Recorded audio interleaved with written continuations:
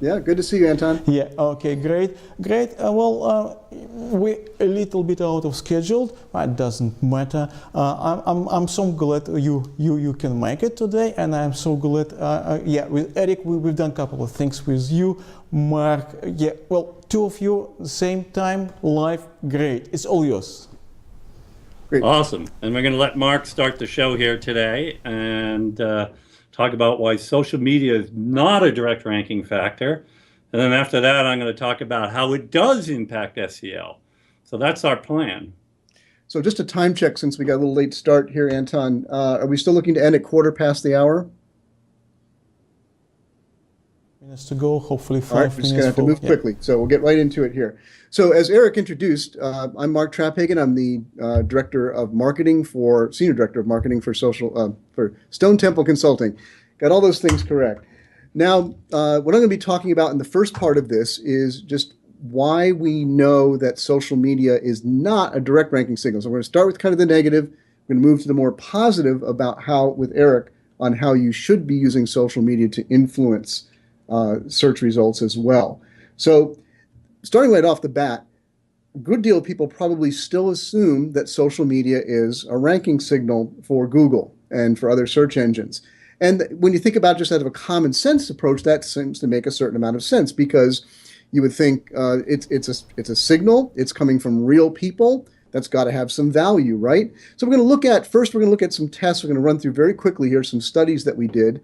And by the way, I'll just note that everything that I'm sharing today, I have set up tweets in advance, and those tweets are going out on the hashtag SMM So social media marketing day, hashtag SMM day. They're going out every 5 minutes during this hour. So everything that I'm mentioning, you can get there, or just watch my Twitter feed at Mark Traphagen on Twitter. So starting right off, like, the assumption is that social media does affect it. So first thing we did is, over the last couple of years, we've done a number of studies of the major social media networks and actually set up tests to see, can we get them to affect the search results, as people assume that they do. So let's start with Facebook, since that's the biggest social network. We did a test of that, and it's getting a little old now. It was in late 2013, but everything we've done in kind of anecdotal testing ever since seems to confirm that if the percentages aren't exactly the same, the main conclusion of that is that Facebook is indexed by Google, but only a small percentage of the posts, the billions of posts that go out on Facebook, a small percentage ever make it into the Google index. By being indexed, that means that you can find those posts on Google if you do a search that would bring them up. So just to give the exact figures, we looked at 40 posts each from 85 different highly influential Facebook profiles. So we were dealing with the top of the cream of the crop here on Facebook. These are, if anybody should be indexed their posts by Google, you would think it would be these profiles. So we found that after a month, we could only find 60% of those in the index. That's a majority, that's great, but 40% were not indexed. And we continued, we looked at posts that were 6 months old, a year old. To sum it all up, at the end of the day, we never on the whole found more than 60% of anyone's posts being indexed by Facebook. So just keep that in mind. That's our first bookmarker, that Google is not, even though maybe they could, they are not spending the resources to index everything that's on Facebook. So keep that in mind. So let's look at Twitter.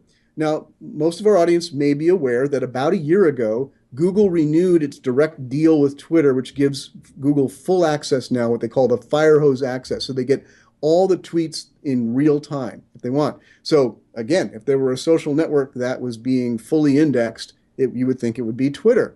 So we tested that.